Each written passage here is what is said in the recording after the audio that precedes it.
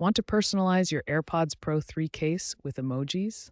As of 2025, Apple lets you add emojis and text during purchase. Using laser engraving, Apple etches your chosen design directly onto the case. You can add up to 30 characters. Engraving is only available when you buy new AirPods Pro 3 from Apple.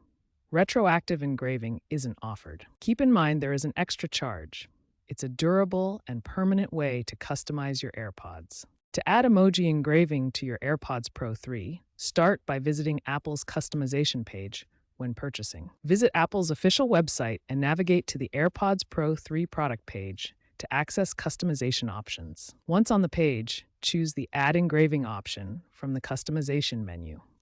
You can select emojis from Apple's predefined collection. Type them using keyboard shortcuts like Control, Command, Space on Mac.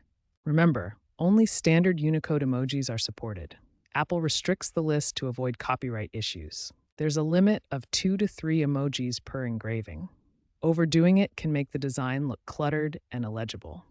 Note that adding engraving will add 1 to 2 days to your shipping time.